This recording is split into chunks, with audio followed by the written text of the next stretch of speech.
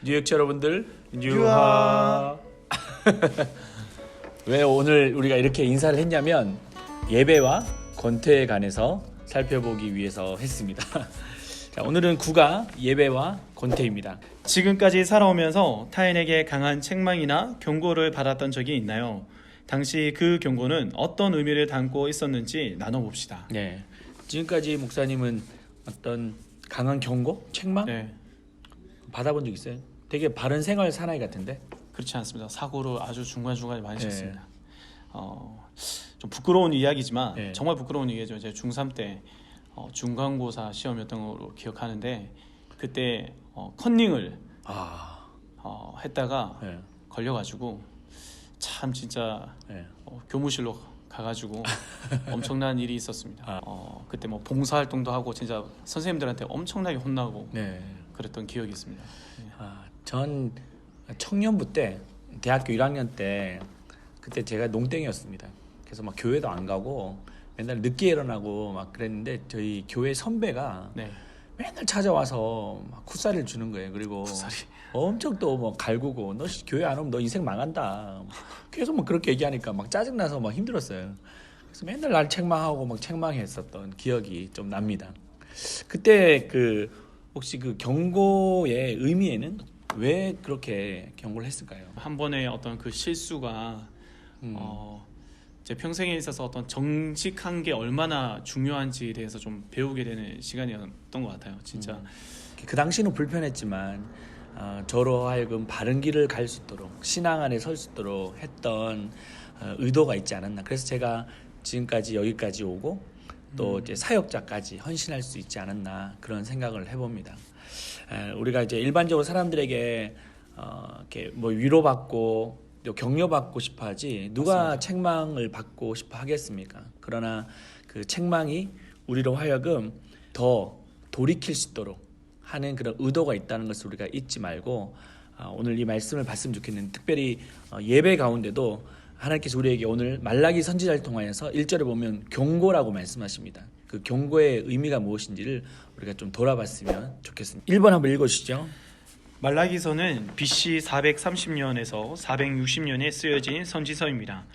백성들이 바벨론 포로에서 귀환하고 스룹바벨 성전 건축이 이루어지고 난 후 말라기 선지자가 전한 메시지였습니다. 메시지의 내용은 무엇이었고 그때 이스라엘 백성들의 반응은 어떠하였나요? 네, 그 전에 먼저 이 당시 배경을 좀 살펴보면 이 볼도치에 나와 있습니다. 한번 제가 읽어보겠습니다. 솔로몬 성전은 BC 586년 바벨론 침공으로 완전히 파괴되었습니다. 하나님의 긍휼로 이스라엘 백성들은 바벨론에서 풀려났고 여호와의 신앙을 회복하고자 스룹바벨 성전을 다시 세우게 되었습니다. 그러나 시간이 지날수록 또 다시 신앙이 느슨해졌습니다. 제사장과 지도자들은 타락해 갔고 백성들은 제사에 대한 열정이 식어 결국 영적 냉소주의에 빠지게 되었습니다. 솔로몬 성전이 바벨론에 의해서 완전 파괴가 된 거예요. 근데 다시 하나님의 긍휼로 바벨론에서 돌아왔고 그래서 이제 학개 선지자를 통해서 하나님이 다시 성전을 지으라고 그렇게 명령하셨습니다. 그래서 성전을 다시 세웠는데 또 다시 시간이 지날수록 느슨해지기 시작한 거예요. 그래서 지도자나 백성들 모두가 다 영적 냉소주의에 권태에 빠지게 됐던 것입니다. 반응은 어땠습니까? 2절, 6절 한번 읽어주시죠. 네. 여호와께서 이르시되 내가 너희를 사랑하였노라 하나 너희는 이르기를 주께서 어떻게 우리를 사랑하셨나이까 하는도다. 나 여호와가 말하노라 에서는 야곱의 형이 아니냐. 그러나 내가 야곱을 사랑하였고 내 이름을 멸시하는 제사장들아 나 만군의 여호와가 너에게 이르기를 아들은 그 아버지를 종은 그 주인을 공경하나니 내가 아버지일진데 나를 공경함이 어디 있느냐. 내가 주인일진데 나를 두려워함이 어디 있느냐 하나 너희는 이르기를 우리가 어떻게 주의 이름을 멸시하였나이까 하는도다. 네, 그 하나님의 메시지 내용이 무엇이었습니까? 네, 하나님께서는 네. 이스라엘 백성들을 사랑했다고 또 이제 너희들이 나를 두려워한 적이 있느냐라고 묻고 계십니다. 네, 그에 대해서 백성들의 반응은 뭐라고 말하죠? 하나님이 어떻게 우리를 사랑했냐고 그렇게 오히려 반문하고 있습니다. 또 6절에 보면 우리가 언제 주를 멸시했습니까? 라고 반문하고 있는 거죠. 이 말은 하나님을 향한 항변이자 도전이었습니다. 뭔가 이 이스라엘 백성들에게는 뭔가 쌓여 있는 게 있는 것 같아요. 마음에. 네. 뭔가 어떤 게 쌓여가지고 하나님께 막 대들고 그렇게 막 소리치고 있는 그런 모습들을 이렇게 보게 되죠. 도대체 그러면 왜 이 이스라엘 백성들은 하나님께 항변하고 도전하고 적극적으로 그 분노를 표출했을까요? 이번에 보면 그 질문이 나와 있습니다. 한번 읽어주시죠. 이스라엘 백성들이 이런 반응을 보였던 이유는 무엇 때문이었을까요? 우리의 신앙생활에서 이런 반응을 보일 때가 언제인가요? 네, 왜 이런 반응을 이스라엘 백성들이 보였을까요? 이제 성전이 지어지면 네. 이제 다 그대로 뭐 신앙의 회복뿐만 아니라 삶의 문제도 다 해결될 줄 알았는데 네. 여전히 신앙이 회복되어지지만 여전히 뭐 농사를 하고 일을 해도 소출도 적고 네. 또 관계도 깨어지고 여러 가지 문제들이 계속 생겼기 때문에 성전을 회복하면 다 해결될 줄 알았는데 그게 아니기 때문에 네. 이러한 마음들이 예배드려도 별 의미가 없다라는 마음들이 생기고 있었다라는 거.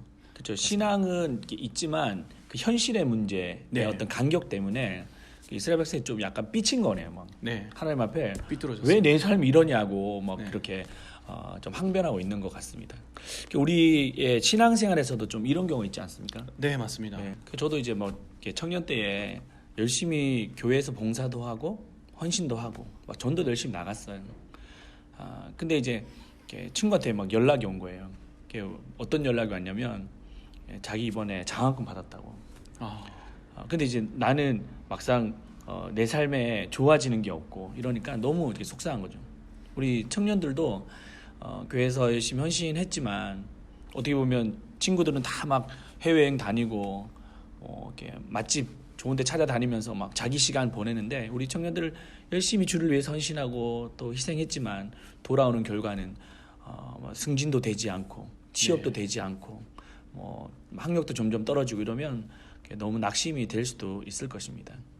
그 내용을 좀 오늘 이스라엘 백성들은 고백하고 있고 표현하고 있는 것이죠. 3번 한번 읽어주시겠어요? 하나님은 이스라엘 백성들에게 변함없는 사랑을 보여주셨습니다. 그 사랑의 증거는 무엇인가요? 네, 한번 2절과 3절 말씀 제가 읽겠습니다. 여호와께서 이르시되 내가 너희를 사랑하였노라. 하나 너희는 이르기를 주께서 어떻게 우리를 사랑하셨나이까 하는도다. 나 여호와가 말하노라. 에서는 야곱의 형이 아니냐. 그러나 내가 야곱을 사랑하였고 에서는 미워하였으며 그의 산들을 황폐하게 하였고 그의 산업을 광야의 이르들에게 넘겼느니라. 아멘. 네. 그 변함없는 사랑의 증거를 보이셨는데 그 증거는 무엇이었나요? 네, 야곱과 에서에 대한 이야기를 하고 있고, 네네. 그 에서를 사랑한 것이 아니라 야곱을 하나님께서 사랑하셨다고 하는 것이었습니다. 네. 근데 이걸 이렇게 우리가 말씀 볼 때 이렇게 여러 본문에서도 이런 말씀이 나오잖아요. 네. 근데 이걸 하나님께서 에서를 미워했다, 야곱을 사랑했다. 이걸 감정의 문제로 보시면 안 되고 이게 선택의 문제로 봐야 된다는 겁니다. 어떤 선택의 문제인 거죠? 어떻게 보면 네. 여기에서 이 장자라는 것은 아주 특별한 축복을 받은 존재인데요. 네. 성경에서는 장자에게 두 몫을 준다.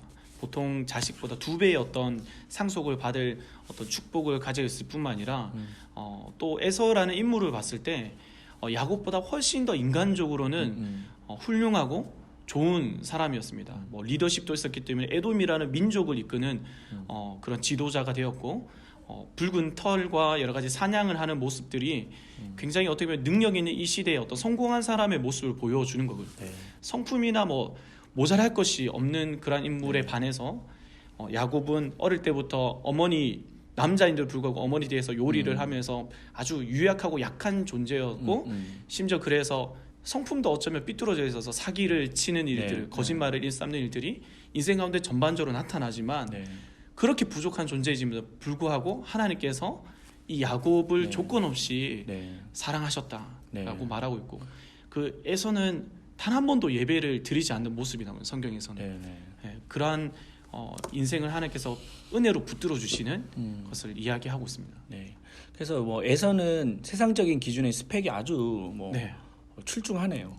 근데 반대로 이렇게 야곱 같은 경우는 정말 좀 유약하고 세상적인 기준에는 볼품이 없는. 네, 맞습니다. 그리고 성격도 보면 이렇게 막 맨날 사기치고 거짓말하고 막 이런 것들이 있음에도 불구하고 야곱을 사랑하셨다, 선택하셨다라고 하는 것은 받을 만한 사랑이 없음에도 불구하고 그런 자격이 없음에도 불구하고 하나님께서 선택하셨다는 것을 이렇게 볼 수 있는 것이죠. 맞습니다. 4번 한번 읽어주시겠어요? 하나님의 긍휼 없는 모든 결과는 무익한 것들입니다. 에서의 수고는 결국 어떻게 기결되나요? 네. 에서가 세상의 기준에 의해서는 참 이렇게 많은 축복을 받았다 할지라도 하나님의 긍휼이 없는 결과는 아무것도 아니었다는 것이죠. 에서의 결국은 어떻게 되냐고 4절에 말씀하고 있습니다. 4절 한번 읽어주시겠어요? 에돔은 말하기를 우리가 무너뜨림을 당하였으나 황폐된 곳을 다시 쌓으리라 하거니와 나 만군의 여호와를 이루노라. 그들은 쌓을지라도 나는 헐리라. 사람들이 그들을 일컬어 악한 지역이라 할 것이요 여호와의 영원한 진노를 받은 백성이라 할 것이며. 네, 그 에서의 모습은 열심히 쌓아 올렸다 할지라도 업적을 쌓아 올렸다 할지라도 하나님께서 헐 것이다 그렇게 말씀하고 있는 것이죠. 긍휼 없는 결과는 무익하다는 것을 말씀하고 있습니다.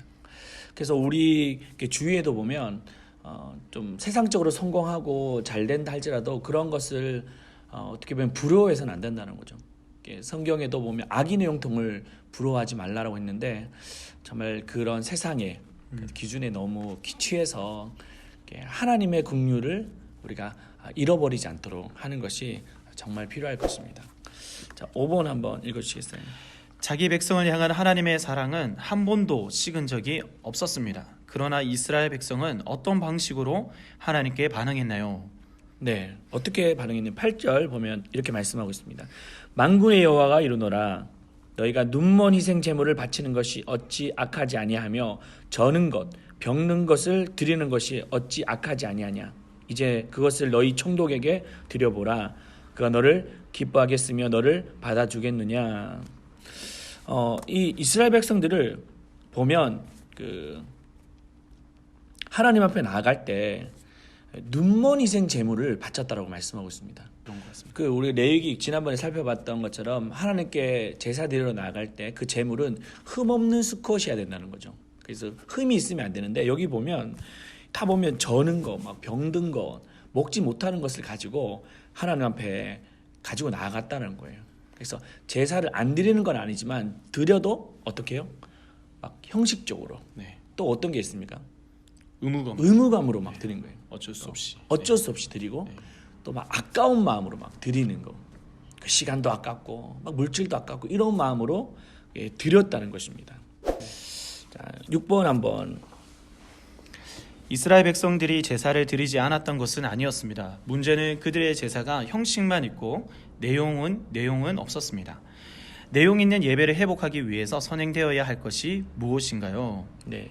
6절 말씀 보면 내 이름을 멸시하는 제사장들아 나 만군의 여호와가 너희에게 이르기를 아들은 그 아버지를 종은 그 주인을 공경하나니 내가 아버지일진데 나를 공경함이 어디 있느냐 내가 주인일진데 나를 두려워함이 어디 있느냐 하나 너희는 이르기를 우리가 어떻게 주의 이름을 멸시하였나이까 하는도다.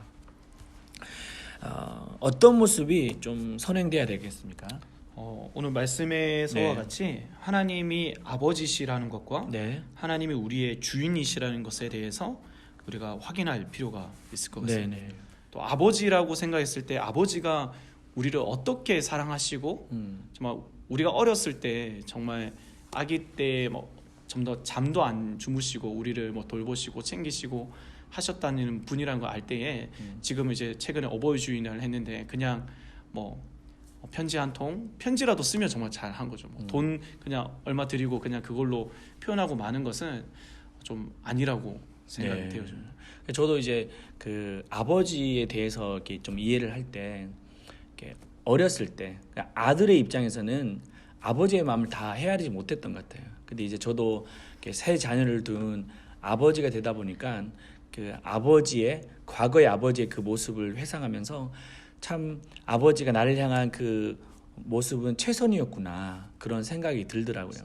마찬가지로 하나님이 우리를 향한 그 사랑은 아버지의 사랑이라는 거죠. 그 사랑 앞에 우리가 어떻게 공경하지 않을 수 있겠습니까? 그 공경하는 마음을 반드시 가질 수밖에 없다는 것이죠. 밑에 볼두치 한번 읽어주시겠어요? 네, 하나님의 구원 계획은 인간을 향한 사랑에서 비롯되었습니다. 우리 신앙 동기도 하나님을 향한 사랑에서 시작되어야 합니다. 그래서 이제 결론이 우리가 하나님 앞에 나아갈 때 때로는 권태에 빠질 수 있잖아요. 네. 그 권태를 극복할 수 있는 것은 바로 어디에서 가능하냐면 다시 그 사랑으로 돌아가는 것입니다.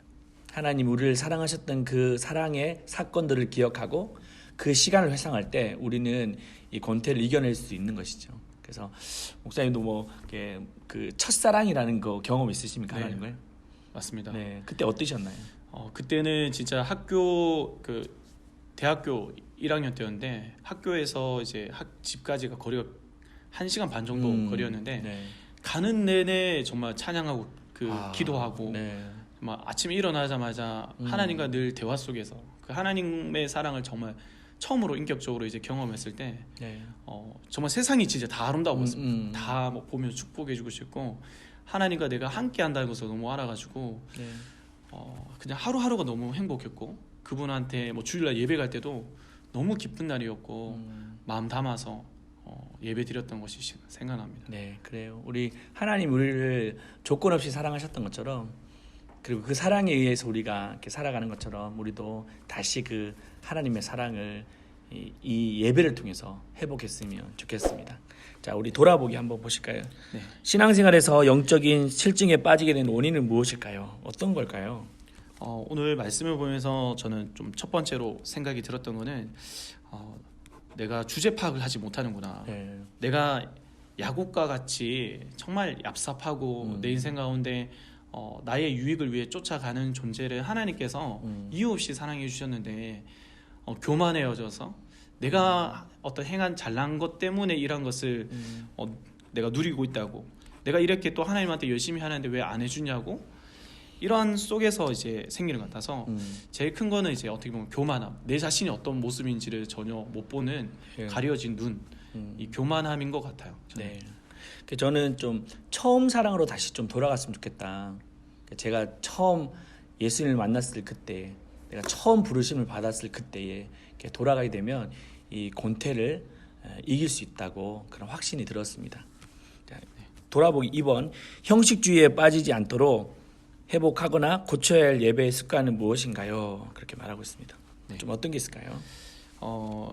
저는 뭐 형식주의에 빠지지 않도록 하기 위해서는 만약에 여자친구와 어떤 권태의 관계에 있으면 이 관계가 어떻게 좀 시작됐는지를, 그리고 또 이 내 관계의 대상이 어떠한 존재인지를 다시 깨닫는 것이 되게 중요한 것 같거든요. 네네. 그때 처음에 어떤 상황 속에서도 우리가 이러한 사랑을 이루게 됐고 했던 그런 뭐 편지를 읽어보고 사진을 보면 마음이 다시 회복되더라고요. 이처럼 형식주의에서 빠지지 않기 위해서는 하나님과의 깊은 어떤 임재에 있었던 어떤 관계, 네. 하나님이 나를 얼마나 아끼시고 사랑하시는 데에서 그것을 기억하면서 다시 확인하면서 예배의 자리로 나아가는 것. 네. 그럴 때 새롭게 다가오신 하나님의 사랑의 어떤 그 의미들을 발견할 수 있지 않나. 네, 생각합니다. 맞습니다. 그래서 우리가 신앙생활 하다 보면 아무래도 또 매너리즘에 빠질 수 있고 또 형식주의에 빠질 수 있지만 우리는 다시 기억해야 될 것입니다. 야곱도 하나님을 만났지만 또 먹고 살기 힘들다고 막 방황하다가 한번 깨지고 나니까 다시 베델, 처음 만났던 베델로 올라갔던 것처럼 엘 베델을 하지 않습니까? 우리도 다시 한번 엘 베델하고 나아갈 때 하나님의 깊은 임재 가운데 나아갈 수 있을 것입니다. 우리 지금 특별히 코로나 때문에 그 예배에 이렇게 매너리즘에 빠질 수 있는 이때에 더 우리가 하나님 앞에 집중해서 나감으로 그 예배의 권태를 넉넉하게 이겨냈으면 좋겠습니다. 우리 처음에 막 그 권태 때문에 막 권태로운 그런 모습으로 인사했는데 이번에는 좀 파이팅 넘치는 그런 모습으로 한번 인사하도록 할 거예요. 뉴바 한번 화이팅으로 그렇게 하겠습니다. 뉴엑즈 화이팅!